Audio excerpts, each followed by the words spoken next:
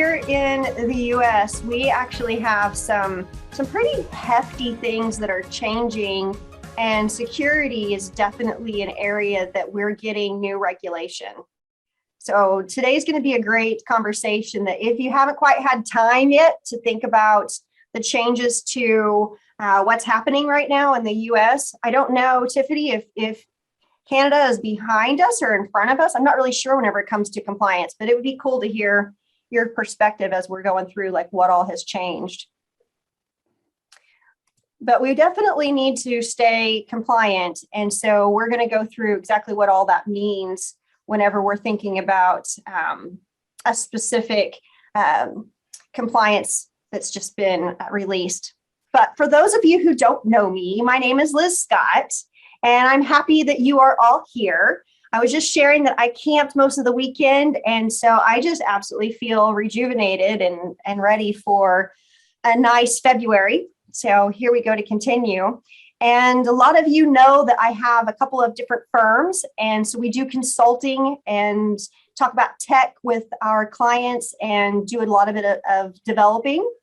And then also an accounting firm that focuses on small businesses that utilize QuickBooks and then the related ecosystem. And then Appy Hour. So I'm glad that everyone is here with us for Appy Hour. Heather is out traveling today, but if she was going to introduce herself, she would say very similar things to me, that she does a lot of solution consulting and then also working directly with small businesses. And we are grateful to our champagne level sponsor, Practice Ignition, this year. And we've been going through Practice Ignition from a couple of different standpoints. From my standpoint, I'm basically a new user coming back to Practice Ignition. I had used it a couple of years ago, and my gosh, the features have definitely grown and changed, and it's really fun to get back into it because now I'm able to do things like have different pricing levels and not only create that engagement template, but send it out, and then also right off of that engagement, create a payment. And so receive payment really in just one step. So that has made it very, very easy for us. We also have some special guests today. So I'm grateful to have Jamie and John here. And we've been talking just a little bit, but do you want to go ahead and share a bit more about yourself, Jamie, and start with you and then move over to John? Yeah, sure. So I'm the founder and CEO of Practice Protect. I've been in business for nearly 20 years now, and in this particular business now since around about 2017. So cybersecurity for accountants is essentially what we do, and what it is a way of delivering the solution that large corporates pay a fortune for in consulting, and just helping small accounting and bookkeeping firms cut to the chase and get what they need in place to make sure they're protected is how we've built this business. That's definitely key. And it's nice that we have people looking out for us. Was that you, John? Were you just adding in? Yeah. Sorry, I was just going to say. So I'm John Malloy, and I'm the head of business development here at Practice Protect. And I've worked in software, worked in tech my whole career. So been with Practice Protect since 2017. So coming up to 5 years now, and it's been great working with Practice Protect and really seeing how the industry has evolved over time. You know, the changes in the kind of applications everyone's using, the changes in tech, and also, what we're talking about today, the changes in compliance, because we're seeing, even though, like I said, I've been with the company for 5 years, really, it's been interesting seeing the reason why firms are using us and working with us evolving over those times. And we've obviously had to evolve to keep in line with that. I agree. I mean, I think that evolving is really one of those things that's necessary. We have firms that we've worked with. One a few years back that the CPA of the firm, she passed away, and it was, of course, it was unexpected, and she was instantly left in this situation of not her, but her team of what do we do next, and they had not converted over to using a lot of technology. And so for them, it was an extremely difficult time period because you want to be able to grieve, but they didn't have some pieces in motion to be able to allow that to happen naturally. So it was being able to be in tech, have your apps, your solutions for all of the different areas and pieces of your firm definitely makes it easier, especially if you've got it documented, to be able to say, if something was to happen, there's a number two that could step in. They would know everything that we do. So the more compliance, the more security, the more documenting, that's always something that I'm a fan of. Yeah, definitely. And look, it's a credit to the industry that the awareness has grown. When John was mentioning that, 5 years ago, it was a bit, I think cybersecurity is a bit like cloud. You were kind of helping people understand what it was.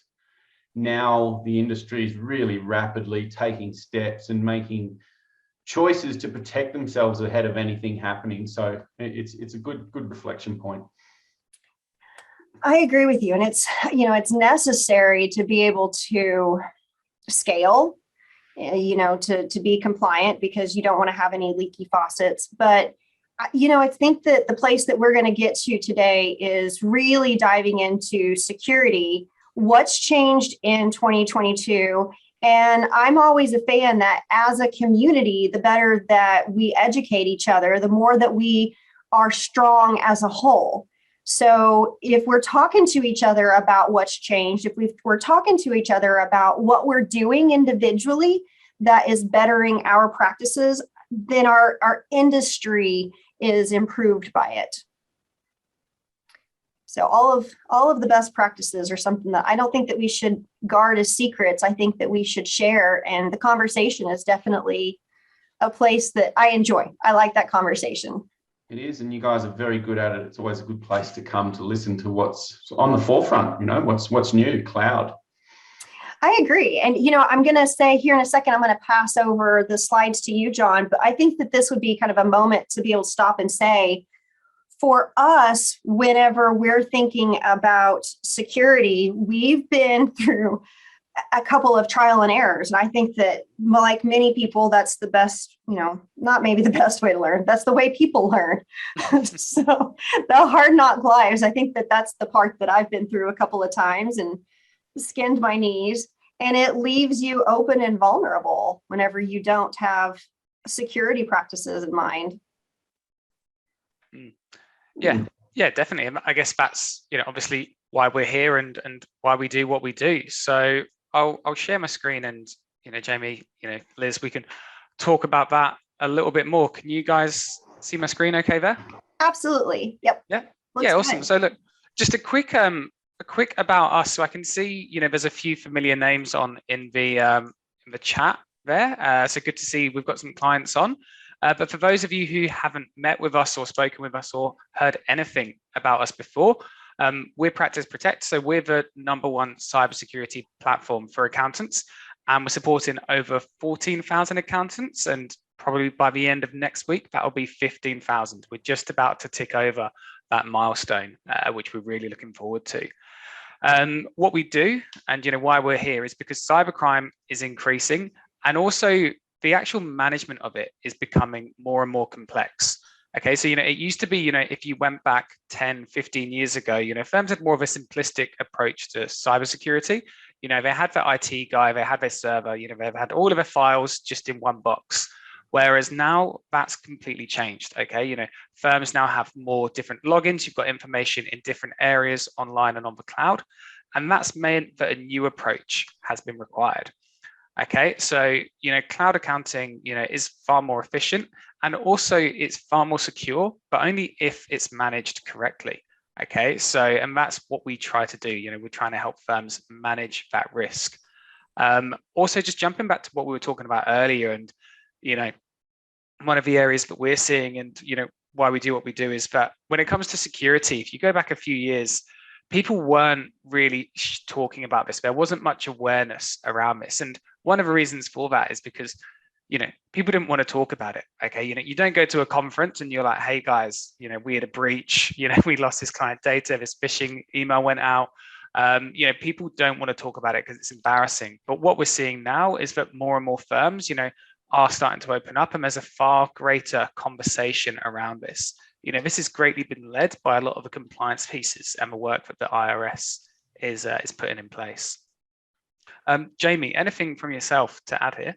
No, so look, I'm just looking forward to this conversation, because what we really want to do is help everybody understand the how. I think cybersecurity, or when a breach happens, it tends to be something that people don't share. It's often embarrassing, and it's often damaging, and it's not exactly general sort of conference, or what we call in Australia barbecue talk. It's not something you bring up, but it's certainly a topic. Once you understand how it happens, the solution's actually pretty straightforward and easy to implement. So I want to kind of unpack that over the next 10 to 15 minutes and really help you guys get to the bottom of what something like this looks like, because there's a lot of misconceptions out there. It tends to be something that is talked about at the corporate or even the government level when we hear about Russians hacking in, or whatever it happens to be at a global level that hits the news, but it's not how it happens in the small business environment. So let's get on with sort of talking about that a little bit more, John. And before we go any further, I'll say that there was a comment that was added, and it was saying, "Hey, what about Practice Protect?" I'm going to tell you, everyone that's here, what we'd like to do is talk about something that is for our industry as a whole, and so that is, these compliance pieces that have changed.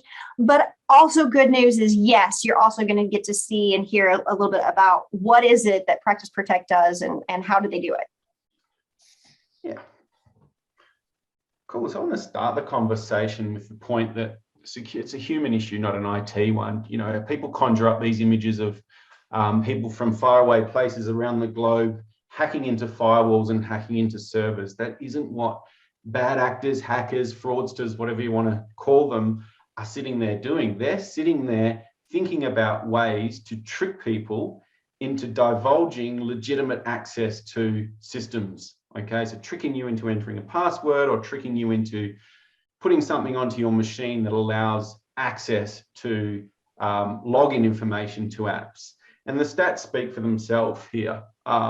It all comes down to how the habits that people adopt. Now, you can see the stats here, and these are real stats from this year. 67% of Americans use the same password for different accounts. Blending between personal and then also the whole, just not setting more kind of complex passwords, where it's so easy to use the password that you've used for the last 10 years, which is your dog's name or whatever it is, that often we started before cybersecurity was a thing, right? We all kind of used an easy word with maybe a number at the end of it.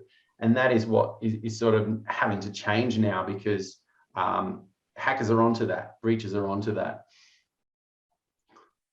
So let's jump in and unpack that a little bit. So a couple of things, and look, we all do it, right? You can't argue with easy, and we've got to understand, we've got to accept the fact that people are going about their day thinking about the deadlines that they've got to meet, thinking about their clients that they've got to serve for that particular day. They're not sitting there thinking about the potential for a breach. And we are humans, we are geared to make our lives as easy as possible. And there's things that we do to do that. And one of the things is using, say, a retail password manager or a browser, or simply saving passwords in browsers. And the challenge there around that is these devices, I guess, you got to remember Google, Microsoft are all in this war for market share around what browser we use and what apps we use in their ecosystem. And the way that they make their products more appealing is to make it really, really easy for us to use them. And the way they do that is make it really, really easy to manage your passwords. And the challenge you have there is, you might say, oh, well, okay, my computer has a password on it, nobody accesses my computer. But in reality, especially when it comes to your team members that are doing the same thing, you've got passwords that are synchronizing to other devices. So for example, a work computer with somebody's Google account, personal Google account logged in, is synchronizing to their kid's iPad at home, their home computer, the computer that they gave to their auntie last year, all of these sorts of things. But also those passwords are actually sitting there in plain text, and you can actually, with a few clicks in Google Chrome, actually see all of those passwords. And it's one of the first things that once a machine's compromised is what they'll do.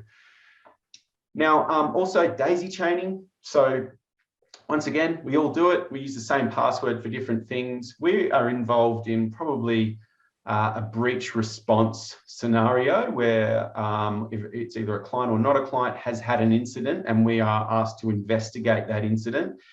And when we dig in, almost every time, I tell you now how team members or people will generally manage passwords. So people have, this is not everyone, but I would say a good solid 80% of people have 2 levels of password. Okay, they have, first of all, just the password they'll use for low-level things that they're not too fussed about. So travel websites, things that aren't sort of critically important. And then they will have, and that password will be something that they very rarely change. They might add a number at the end once a year, or they might change it a little bit, but it's generally something pretty easy that they've had in place for many, many years. Then they'll have their, what we call their emotionally sensitive password, and that is the keys to their online banking, their social media, even dating profiles, things like this, things that people, you know, go to bed worrying about the thought of somebody being able to access that, those types of things, right? Because it's scary stuff if someone gets into that personally. Now, I'll tell you now, when people turn up to a new job and they are setting their passwords to their accounting applications in your firm, they are going to use that low-level password, and that is just reality, okay? They don't want the thought of their colleagues accessing their emotionally sensitive password. They don't want to have that anywhere near their work environment, so they will tend to use that simpler and easier password. And that's what we call daisy chaining, but not only kind of daisy chaining, but also blending, so that, you know, where you're actually using the same passwords for their personal logins as they are with their work, and it's generally that lower level one. But at the end of the day, you can't argue with easy. People are going to do that, and really what it is about here in this conversation is about how do you as a firm take control so that you aren't leaving your team members to their own discretion. So true. And, you know, there was a question that was asked, and it was a direct question that I'm happy to answer about, you know, LastPass, what's the difference here? And my thoughts are, and the same thing is true that you said, Jamie, with Google. LastPass, Google, both of those, you're able to get into the credentials fairly easy. And so it's not something that I feel like is as secure. Whenever I'm thinking about LastPass, it's easy to, you're sharing access. You're not necessarily putting in security places. You can, you know, share the credentials with somebody, but it is very easy to go back through in LastPass and actually open it up to see what are those actual credentials. And so it's really not actually secure, it's just giving access. And the other thing is, whenever I'm thinking about Google, one of the first things that we do is we disable Google's function where it's trying to autofill, it's trying to auto save, it's, you know, doing all of those things, like you said, to make it easy, but in reality, it's not helpful. Yeah, and that's a really, really good example. And we've actually got a case study of where that exact incident, where that exact risk led to a breach with a firm. Because you're right there, Liz, and it's so good to hear you say that you're stopping people from saving their passwords that way. Because look, you know, if we're talking about people's Netflix, Disney Plus, you know, your HBO streaming account, sure, you know, you can save that in Google Chrome. If someone gets in that, what's the worst that's going to happen? They'll watch a few shows and mess up with your algorithm. Okay. But, you know, what we're talking about here is, you know, sensitive client data. Okay. And, you know, the repercussions are far worse. So we actually saw that there was a firm that was breached in North Carolina. And they graciously, you know, they've allowed us to share this story. Like, obviously, you know, we've blanked out all of the details there. But, you know, this firm were breached because of that exact risk, because of people saving passwords in Google Chrome. So there's a few steps and elements here. So I'll walk you guys through kind of exactly what happened. But as I said, so this was a firm based in North Carolina, you know, just a small accounting practice with 17 members. And at the time of this happened late last year in 2021. The entire firm was working from home. Okay, and one of her team members, she was working from home and she received a phishing email. And it wasn't sent to her business email account. Okay, it wasn't sent to the accounting firm's one. It was sent to her personal Gmail. So she received a phishing email to her personal Gmail, clicked on the link, here. So it looked something similar like this. She clicked on that link, and then it then asked her to, log in and put in her Gmail password. So she logged in, she handed over her personal Gmail account. Now, where this then got nasty is obviously the hackers had access to her Gmail, but then that was then linked to her Chrome, which had passwords saved in it. And as you touched on, Liz, if you save them passwords in Chrome, it's very easy to view them. Okay, and that's the first thing that hackers do. Okay, so say if they get access to something, they'll see what else they can find. So they went onto this person's Chrome, were able to view the passwords, and then they were able to pull out information. Okay, so this includes some of her, personal banking. So she saw suspicious activity on that. But where this got nasty for the accounting firm was that it actually had her Office 365 password stored in there for the accounting practice. So by her Google account, her personal Google account being breached, they were then able to get into the firm's email.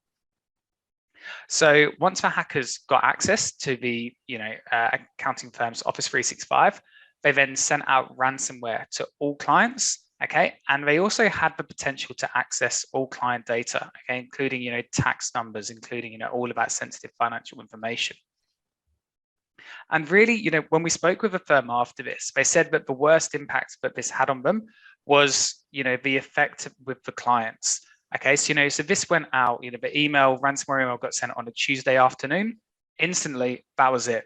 All they were doing, was just in, panic mode. Okay, they were just fielding calls, speaking to clients, and in terms of lost productivity, they estimated that the cost of a breach, just in terms of hours spent on it alone, was $55,000. Okay.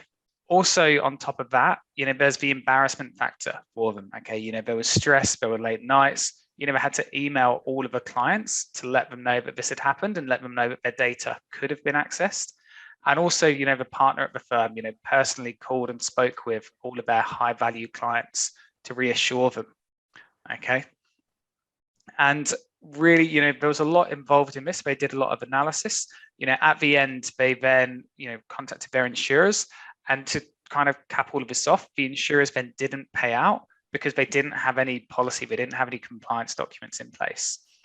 Okay, so the insurers were able to demonstrate that this breach was actually on the firm because they hadn't set any guidelines with team members on storing or managing passwords. They hadn't set a remote work policy. They hadn't set an IT and internet usage policy. Okay, the firm owner was pretty furious about this. They thought that it was this one employee's fault, but in reality, from a perspective of the insurers, the firm just hadn't put in place the guidelines and the policies required to manage and mitigate the risk. How scary. And it's like you said, embarrassing, because as many of us, part of what we're obligated to do is, if there is a breach, to contact everybody. So it's not just necessarily the one person whose information was breached, but it's potentially everybody in your client list. And to share that, I mean, not only is it embarrassing, but also what a huge breach of trust. So for us, we just want to prevent that. Yeah, and you're right, Liz. At the end of the day, as business people, all we really have is our reputation, and that's built over many years on trust. And when that comes into question, it's a tremendously stressful situation for a firm to have those conversations and reassure all of those clients. Derails all of the other conversations that you might have had going on with those clients. Terribly time consuming and really emotionally draining few weeks after an incident like this happens. Yeah, absolutely. I mean, I think that you would probably even ultimately lose a couple of clients over it. Yeah. Mm-hmm. And so, I guess the point we're trying to make is it's more than just tech. I saw the question there. It's a good question, Juliet, and it's one we get a lot. And there's a lot that Practice Protect as a tech tool has over LastPass as you start to scale and grow, granular permissions, etc. But Practice Protect is more of a platform, and it covers all three of these things.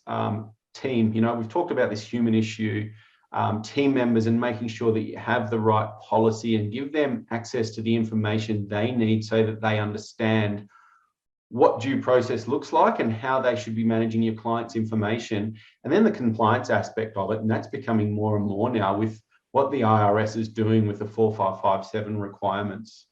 Yeah, and if I could just jump in here, because I think, when we're looking at these three pillars, often people focus too much on the tech side, which, well, obviously that is really important, but it shouldn't be at the detriment of the others. Okay, because you can put in place all of the technology in the world, but if your team members are still clicking on phishing emails, typing in passwords, doing what they're not meant to, then you're never going to be secure. So that's why it's just as important to address these two elements. Well, and if people don't know that you have some type of strategy in place, if you've not informed your team, they don't know that they're not compliant. Yep, and they're left to their own devices, pardon the pun. And people will do whatever it is that they think is best unless you steer them. People, I genuinely think that they want to follow rules, they want to do good, but if they don't know what the rules are, how are they going to know if they're compliant? 100%. And if they break the rules, at least you have that document. You can provide evidence that you have actually set the guidelines and you will be covered. Awesome. Yeah. Ooh, here we go. Juicy stuff right here. Yeah, look, so long story short, the IRS is making moves around this now. It's costing America and Canada a lot of money every year in lost revenue, lost business, I guess, and they're acting now. And what they're doing is pushing responsibility onto you as a data custodian, a client data custodian. They are pushing the responsibility onto accounting and bookkeeping firms for the way that they manage their data hygiene, okay? Now, the 4557 publication really clearly outlines what you need to do. More specifically now in your W12 that you need to complete to renew your PTIN each year, they now have specific and really pointy questions in place. And one of those questions is making sure that you have a formal data security plan. And this is the first step. And in the guidelines are saying, the steps that they're going to start to roll out over the next few years. And they're getting really, really serious about what is very clear on what you need to do to have in place before anything like this happens to you, so that you can demonstrate your responsibility, I guess, as a data custodian. So I want to unpack that a little just so we can kind of understand what it is, because there's actually 28 points in total to this, what they're mandating or what they're asking of the industry to have in place. But essentially, they've broken it up into these 5 different areas. So your devices, making sure, and that becomes even more of an issue when you have remote team members, making sure that their devices are protected, making sure that they have the right steps in place on machines that are outside of your physical control and often outside of your own IT control. Locations, Wi-Fi, offices, making sure there's no physical access to machines where somebody could run through and take a machine that has data on it. Your people, so we've talked about that a lot, but making sure that you have spelt out what the do's and don'ts are in your firm. And also your external stakeholders. And one of the things is having a third-party access agreement in place, because in the event that you have, say, for example, an outsourced contractor or even an IT company, they make a mistake and expose your data, you're actually on the hook unless you've set an expectation in an agreement with those third parties. And then they're just really stipulating what else you need in terms of a remote work, a remote work policy, as John mentioned earlier, setting those guidelines. So these, it's called an internal IT and internet usage policy document. And what that is the document that spells out the do's and don'ts in your firm of how team members should be managing access to clients' information. And that goes hand in hand with some training. So providing the training for them, helping them understand how breaches happen, and then getting them to sign off on a document that says they understand what they've learned and they will comply with the guidelines that you've set in place. So that's a really quick kind of boiled down version of what the 4557 is stipulating. It's going to be an interesting few years as they start to roll that out. Yeah, and I think because I've read through the guidelines a number of times, and I think what it does is it's trying to help break things down and make it easy for firms, because the one thing with cybersecurity which you don't want to do is nothing. Okay, you don't want to do nothing and just leave it to chance. So that's why, this is the first step. Okay, step one is about the assessment. Okay, so what are your current risks at the moment? Okay, so first, identify them, and then you can then take steps to manage them. But that's why, step one is just looking at what you're doing, what you're not doing, and then obviously you can then look at the implementation part. Well, and Heather, she's joined us via Facebook. And so she just messaged me and she said that she loves the term data hygiene. So for her, that struck as key, being able to make sure that you're always staying compliant. So it was good. It was good, Jamie. Cool. Yeah. Well, we're missing her. she's here in spirit. It's nice to hear from her. At least she's watching. Hi, Heather. Yeah, so then I get the implementation of the plan, okay, very specific, boiling it down once again into 5 points, actually reviewing your password sharing processes. And that's not just sharing internally, it's a matter of how you're sharing those, or how your clients sharing access to those passwords with you as well. One of the points I'd make there is this kind of, a lot of all or nothing, we call it, type scenarios where if someone joins your firm, they have access to every single password because it's all stored in one password manager. That's a real no-no now. You really need to break that up granularly and have different levels of access, so you can set specific roles that have access to specific clients and not just sharing it as an open book. Talked about training. Really simple stuff. It's a 30-minute cyber security training that you can get. It's a webinar, your team watch it, and it helps them understand what to do, and it means that you've ticked off what you need to do in terms of covering your obligations. Number 4, this is the big one, because we talked a little bit about the case study and what happens in these scenarios, and it really, it's a bit like, you don't really think about it until it happens, and it's a real panic situation. It's, oh my God, what do we do? It's how did this happen?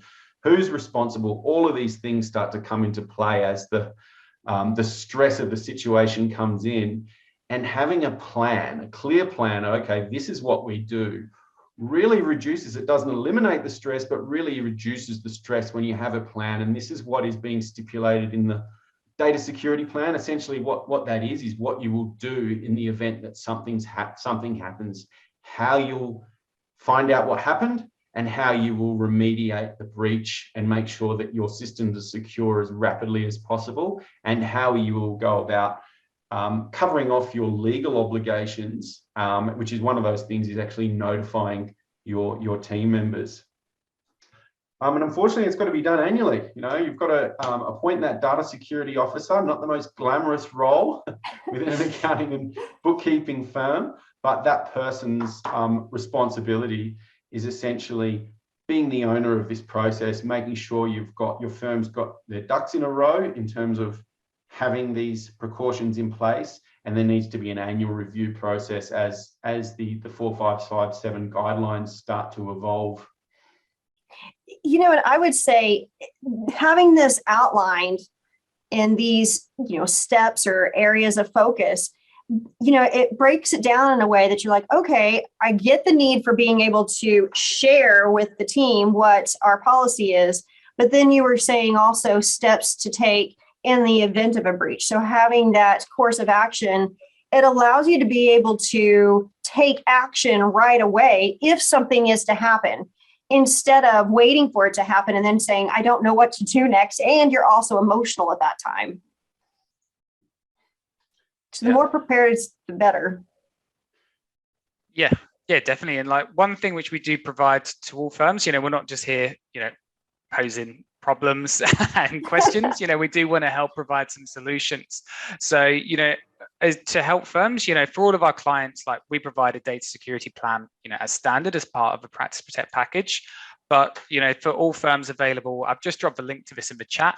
We do have a template which breaks down what you need to do. So, in small, easy, easy terms. Okay, so as you can see there, there's 28 points. That's quite a lot of points to consider. So we've gone through, we've broken it down, step 1, step 2, step 3.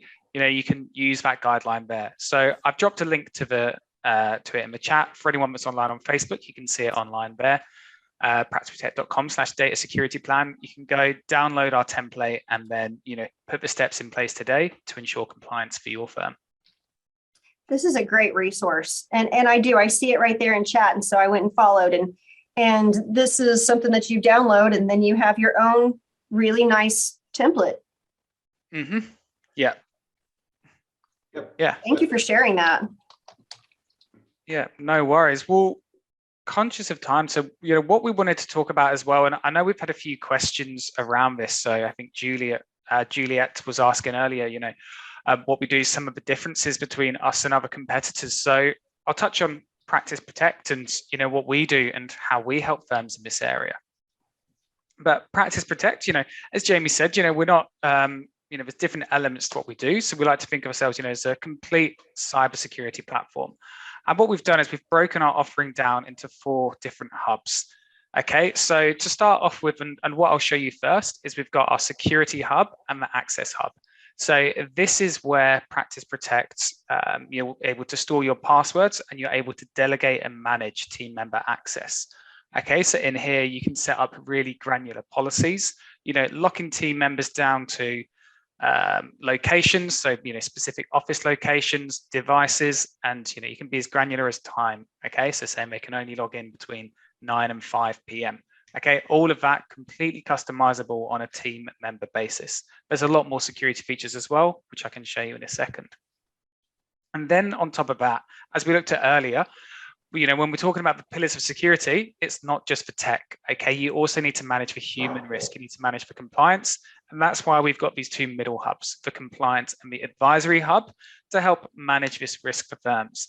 Okay, because realistically, we know how busy you guys are, especially coming up to tax season. So we know that you guys don't want to be spending, hours writing documentation, writing policy documents. So that's why we make it easy and done for you for all of the firms that we work with. On top of that, there's the training element as well. And I can walk you guys through in a second the university, which is our training and learning hub. So I'll bring up my screen and I'll give you guys a quick walkthrough rather than theorizing it. We'll actually show you what this looks like. Jamie, anything from yourself to add before I jump into it? No, you go, John. Yeah, okay, awesome. So if you can see my screen here, this is the Practice Protect login screen. Okay, so we do make this unique to each of the firms that we work with. Okay, so you've got your own unique URL here. You'd have your logo and all of your branding up here. So the idea is, you come through and then log in to Practice Protect. Okay, and as you can see, the first step of security that we have is the 2-factor authentication. So obviously we set that up as standard for all of our clients. And whenever I do a demo, this is always the bit when I stress most. So while you're doing that, there's different ways you can do this. John's actually, I think, getting a code SMS to him or using an authenticator. You can also have the Practice Protect mobile app on your phone. So it will just pop up as a notification and you click verify. So you're not having to paste a number or anything. Yeah, great. And you can see, I'll just touch on it when you mentioned my mobile phone. We do have a Practice Protect app. So you can see on my image there. Oh, just changed it. You can see my background. Oh, careful. Oh, see who I was messaging. You can see my Practice Protect there. All right, awesome. And now that I've logged in, these are all of the applications that I've got access to. Okay, and with Practice Protect, the idea is that your team members, you don't need to know what your passwords are. Okay, so you can throw away your password book. You can delete that Excel spreadsheet. You can delete them out of Chrome or whatever you were using before. All of your passwords are now stored in here. So really, it's as simple as then, say, clicking on 0. Practice Protect has stored my username and password. So then it takes me through, logs me in automatically. Okay, and a real crucial part of this that we touched on earlier, and Liz, you touched on, is that these are restricted and encrypted. Okay, so you're able to give your team members access without actually, handing over the keys. Okay, so if I come here to 0, I'm unable to copy, I'm unable to view those passwords. Okay, unlike on Google Chrome and some of the other retail password managers where you're able to do that. So that's the idea there with my applications. Now, what we know working with firms is that when we're talking about login and access, it's not just your login and access, okay, and your companies, it's then your clients. Okay, so whenever we bring on a company, it's not just theirs, it's all of their client logins which they've got. So Practice Protect, we give you a single pane of glass and an easy way to manage that. Okay, so I've got all of my client applications listed here. Okay, so say if I need to log into Capital One for Blitz, I'm able to do that. I've got Omega done here. And lots of our clients have it broken down like this, so it's easily viewable by client. Now, which is exactly right, because whenever you're thinking about the apps that you use per client, being able to have them organized by client is a whole lot easier than just having earlier, just all apps, but knowing which apps are specific to each client allows you to have this really convenient portal. Mm-hmm. Yeah, definitely. Yeah. And look, I'll touch on that because it's a really good point, Liz. The single pane of glass. A lot of firms actually love this application just because everything's on one page. You remember the day when we were all back on the desktop, you had your start menu and all of your apps are in one place. With cloud, that's gone out the window, but this has pulled it all back together. So by making it convenient, easy for team members to access your apps, makes it easier for them to keep them secure. Yeah, definitely. And the idea here is that the team members only get access to what they need. Okay, so like I said, very customizable. So if you've got a team member and they're only working on designer pens or Blitz, you'd only give them access to that. You don't give them access to anything else. Okay, so it's very customizable there. Also on top of that, a really important feature then is the tracking. Okay, so everything in Practice Protect is audited, tracked, and logged. So I'm just showing you this here for myself, so you can see where the team are logging on from. So we've got sales team in South Africa, Philippines, Australia. So you can see me logging on here from sunny or rainy today, Brisbane. Okay, and then there's the details. So I logged in, launched 0. Now, where this is really important and key is with those shared logins, with those client logins. Okay, and we've actually had incidents, where there were suspicious activity on accounts, and we were able to use Practice Protect to log in, check the audits to see where it came from. Okay, and in some instances, there was one I can remember just a few months ago where the client had suspicious activity on their transaction, and the firm were able to use Practice Protect audit logs to demonstrate that the breach didn't come from their end. Okay, they were able to demonstrate to the client, look, all of the access is through here. They sent those logs, and then they were in the clear. We had a similar situation. We had a client who Shopify was hacked. And so we were able to show from our audit log what the activity stream was, and to be able to say it wasn't our team who was accessing, in that case, Shopify. Yeah. And so it was a really nice audit log to be able to go back and show. Yeah, definitely. And it shows that you're on the front foot. Otherwise, how could you demonstrate that? But by doing that, and then that completely clears your name, and then your clients, are then looking at you in that positive light because they know the steps you've taken. Well, and we were proactive in it too, because they said, oh my gosh, this has happened. And we were able to go proactively show them it wasn't us. They didn't even know we had that ability. And so it wasn't that they were even trying to insinuate it was us. They were just wowed that we could show them, no, it wasn't. Yeah, that's great. That's great. And look, that's what it's there for. You can pull up these reports and, use this in those kind of scenarios. So like in Practice Protect here, this is the user side. Like I said earlier, you can get really granular with the security controls. Okay, you can lock down to devices, you can lock down to locations. I won't go too in depth in the security side, just conscious of our time today. And also what I want to talk about and focus on is the university. So I'll move over there. I'll move over to the compliance and training section. Before I do, Jamie, anything from yourself on what we've got here? No? Awesome. You're doing a great job. Thank you. It's what I do all day. So I'll move across here. So we've got the Practice Protect University. Okay, so this is our This is our learning hub.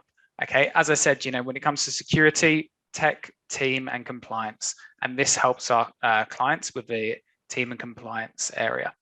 Okay, so what we've got in here is all of our training materials and compliance documents. So if I come here, you can see we've got our compliance documents specific to the states, and we've got all of these available. Now, these weren't written up by myself, these are written up by, our attorneys, so someone far more intelligent than I am. Okay, and they put these together, in line with the IRS regulations. Okay, so the big one which we were talking about today, and the one which we're getting the most questions around, is the data security plan. Okay, because as Jamie said, on Form W12 of a PTIN application, it states that tax return preparers must have that in place. So we provide a done for you one for our clients. Okay, so all of that is available here. Okay, so you can see it's quite a detailed document, but the idea is that firms can come in, they're able to change, their names, update it so that it's relevant for them. So pretty much ready to go for firms in 5 minutes.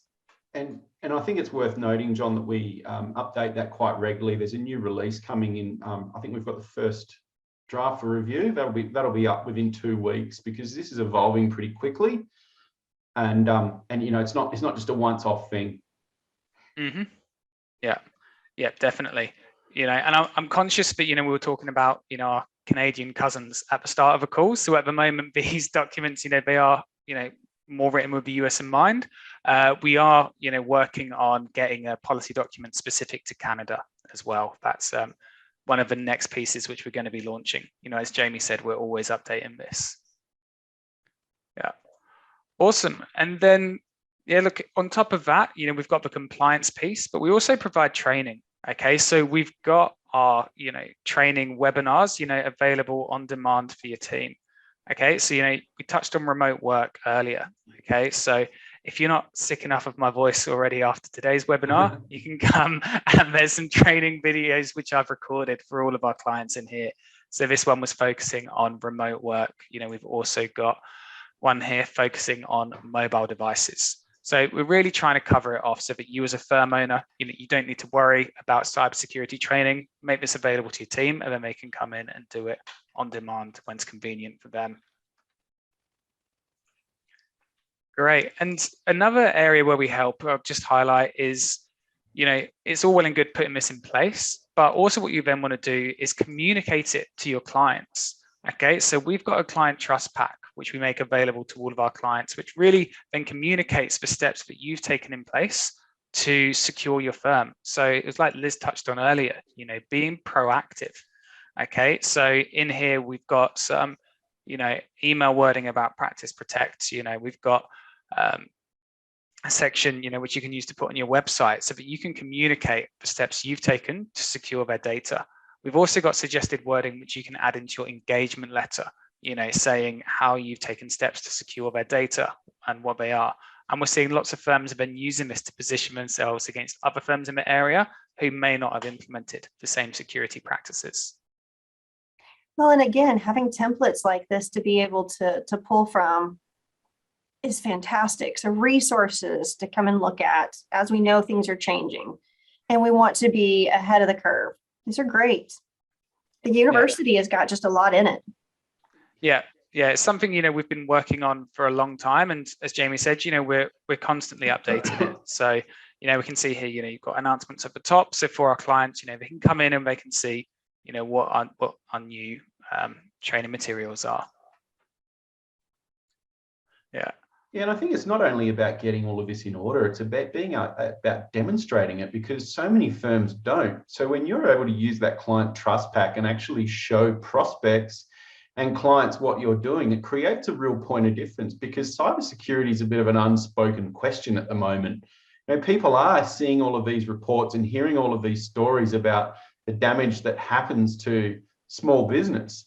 And they might be silently wondering about, well, okay, how is my accounting firm managing my information? Are they secure? And we've constantly have firms that are in competitive situations, and they are able to proactively demonstrate what they do in their sales process.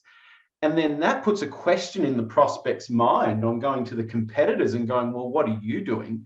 And then those competitors are caught flat-footed, and that's an extra tick that can sway that client into going with that firm. It just demonstrates that extra layer of trust.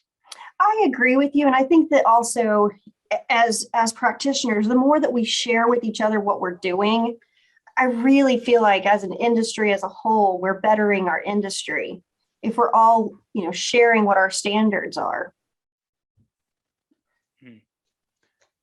Yeah, definitely. That's, we touched about earlier as being an issue, that there isn't that open conversation, but, that's something which obviously we're trying to encourage and, make this available to all practices. Yeah, I did see we had a question come in from Crystal just asking, can clients also access their apps through Practice Protect, or can they subscribe, or is this strictly for accountants? It's a really good question there, Crystal. So typically, when we're setting up like a portal, so say, if we're setting up an accounting firm, it would just be the users of the accounting firm that would have access to this portal. Okay, so your team would use it to access their client applications. Typically, you wouldn't then give your clients login to yours. Now, we do have some practices and firms which have referred their clients onto Practice Protect because, they've recognized that their clients have similar risks. Okay, Practice Protect, it works with any online applications. Okay, so whilst we have chosen to, made the deliberate decision to work solely with accountants and bookkeepers, through our work there, we have started working with some other industries. So for instance, we're working with a few e-commerce companies. There's, electronic skateboard company we work for, a number of not-for-profits because, they use cloud applications, they've got sensitive data. Well, and the other question there was too, is you can also narrow it down to individual team members. So for us, we have a group of bookkeepers, and we're only going to assign those bookkeepers to those particular clients and those apps. So not all bookkeepers or team members are going to be able to see all of the business and all of the apps. Yeah, definitely. Well, conscious of time, Liz, I could talk about this all day. I could keep going for another hour, but we've got 3 minutes until the end of the hour. I think this is a great time to launch the poll. So if you want Practice Protect to reach out to you, go ahead and answer this poll. And then if you say yes, then we will share your information. So that way John and Jamie can reach out to you. Yeah, awesome. And just to touch on that, so when we reach out, what we'll be doing is, we can run an accounting security consultation with you guys. Okay, so in that, what we'd first do is just go through a list of questions to understand what technology you're using, what your security risks are. Okay, make some recommendations around that. And then, as I said, with this demo, what I've shown you today, we've really just, scratched the surface on what Practice Protect can do. Then we take this and kind of customize it to your firm. Okay, so, highlight that from the apps you're using, from your setup, how this would work for your firm and what kind of custom security policies we could put in place for you. Perfect. Well, I'm going to go ahead and count down the poll. So 5, 4, 3, 2, and 1. And then I will pass those along. And then I will also say to everyone, I'm glad that you're here. I want to wrap us up by saying that a big thank you to Jamie and John for being with us. We had our drink toast that we were all making. So last time that you were on, we had our pina colada. So we decided nothing better than having a second pina colada together. That Heather is in the airport traveling. So hi, Heather. And all of you, yeah, it's great. All of you that are here, make sure that you're joining us on Facebook. And then also, if you are looking for episodes to go and watch, just like this one, and also Practice Protect has been on before. So if you want to go find that episode, you can go over to our YouTube channel and you can find that episode that had taken place in the past to learn more. I will also say that next coming up is Topolti. We are going to have them on March 8th, and they're going to be talking to us. And they are a solution that is for that mid to large size clients that needs a payable solution. They're really designed to handle high volume. So we're excited that they're going to be coming on because there's a lot of features that are built into Tipalti and can handle multi-company and all kinds of payment scenarios. So thank you, Jamie and John, for coming on today. Thanks. Thanks everybody Pleasure. for attending. And everyone, I wish you a warm February, and I'll see you soon. Thanks. See you, everyone. Bye, all.